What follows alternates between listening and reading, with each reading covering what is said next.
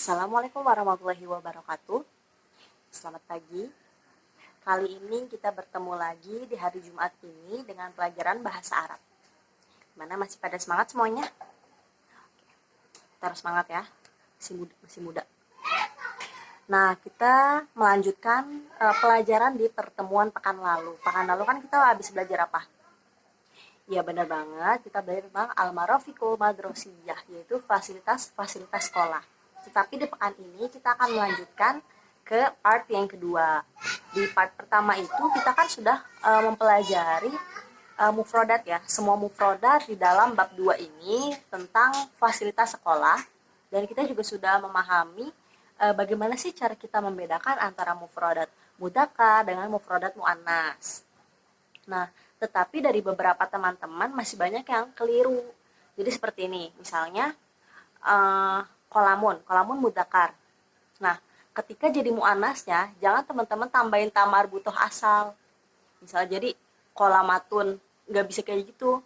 Jadi bisa dikategorikan muannas itu memang betul ada tamar butohnya, tetapi nggak bisa yang dari mudzakkar tiba-tiba tambahin tamar butoh. Jadi harus benar-benar dari asalnya itu sudah ada tamar butohnya. Misalnya saburotun, itu kan memang sudah ada tamar butohnya kan dari sana. Bukan yang mudzakarnya saburun, tiba-tiba ditambahin tun, nggak bisa gitu. Jadi ketika kita mencari muannas, carilah mufrodat yang benar-benar sudah ada tamar butohnya. Jangan sebenarnya di aslinya mudzakkar, tapi teman-teman tambahin muannas, oke? Sekarang di slide selanjutnya kita akan belajar bagaimana sih Kak cara membacakan teks berbahasa Arab. Sekarang Kak Dia dulu membacakannya, kalian dengarkan dan nanti kalian ikuti ya. Judulnya Madrasati, Sekolahku. Hadhihi madrasati, hiyal madrasatu tsanawiyatu hukumiyatul wahid, Madinatu Malang. Hiya kabiratun wasi'atun jamilatun. Wahia qaribatun minal masjidil kabir al-falahu. Al-madrasatu fi syari'i Bandung, rokmu sabi' Madinatu Malang. Fi madrasati marafiku madrasiyatu kathiratun.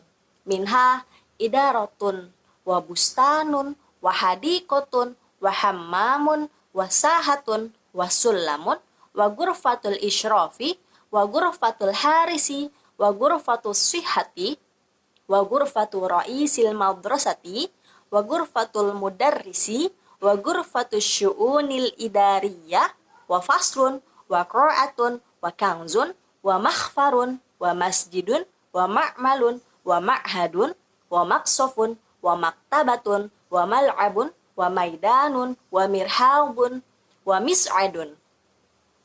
Nah, setelah kalian baca nih, kira-kira nih dari pas teksnya bilang minha idarotun wa bustanun sampai selesai, itu kira-kira kalian merasakan ada pernah lihat gak sih?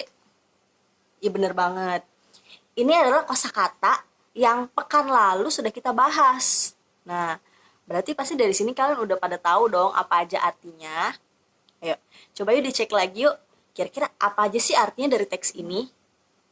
Setelah kita belajar bagaimanakah caranya membacakan teks berbahasa Arab, sekarang kita akan belajar tentang gramatikal atau biasa disebut dengan apa ya?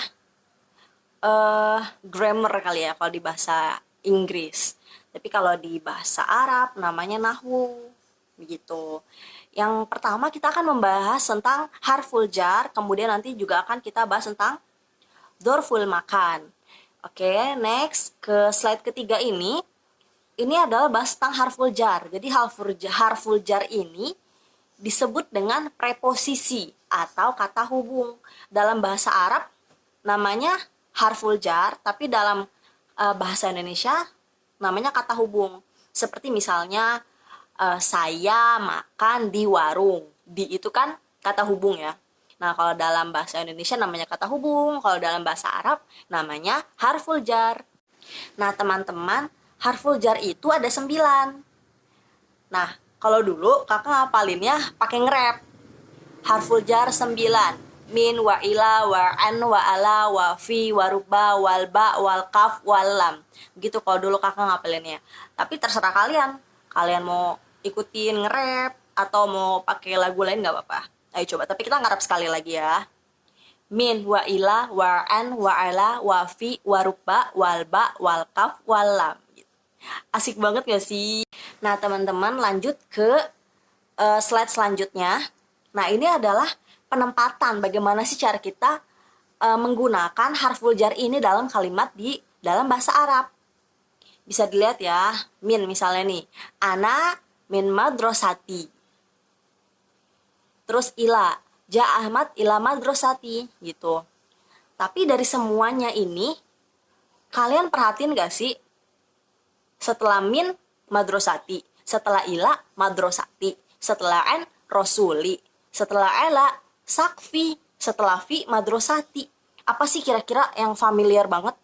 Kita bisa lihat dari yang kakak beri merah-merah tuh, kira-kira apa? Iya bener banget, ada kasrohnya. Setelah kita melihat-lihat dan meneliti, mengapa sih kak? Kok setelah harful jar selalu kasroh, madrasati, rasuli, sakfi. Kenapa sih kak? Kok selalu kasroh? Ternyata memang begitu teman-teman. Setelah harful jar, nanti isimnya itu selalu harokatnya kasroh. Jadi misalnya minal madrasati, nggak mungkin minal madrasatu, nggak mungkin. Jadi selalu kasroh setelah si huruf jar ini, begitu, oke? Nah, di slide selanjutnya ini menjelaskan tentang lanjutan dari harful jar ya. Kan harful jar ada 9 yang tadi kakak nge-rap itu. Nah, ini adalah lanjutannya. Masih sama dengan ciri-ciri yang tadi kakak jelaskan. Setelah harful jar, perhatikan nih, rubba, setelahnya rojulin, kasroh kan? Nah, terus bi, setelah bi, kolami. Terus ini setelah kaf, kal maktabati. Ini lis solati. Jadi selalu setelah huruf jar itu tandanya kasroh. Jadi disebutnya itu biasanya isimnya itu isim yang majrur atau isim yang dijarkan. Kemudian next ke slide selanjutnya. Slide selanjutnya kita membahas tentang dzarful makan atau biasa disebut dengan bahasa Indonesia kata keterangan tempat. Udah familiar belum sih sama bahasa itu? Biasanya kan kalau dalam bahasa Indonesia itu kan ada subjek, predikat, objek. Nah, biasanya ada tambahan tuh kata keterangan ya. Nah, dalam bahasa Arab juga ada loh, tapi disebutnya dzaraf. Dzarful makan, kata keterangan tempat. Misalnya seperti ini, saya makan nasi di warung. Saya subjek, makan predikat, nasi apa? Objek. Di warung. Di warung itu adalah kata keterangan tempat. Begitu. Nah, kita lihat nih, sebenarnya dzaraf makan itu ada banyak.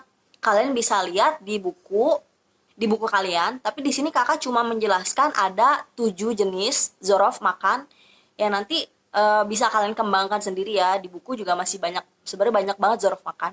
Kita bisa lihat ya, di contohnya nih, misalnya amama ya. Ajlisu amamal madrasati.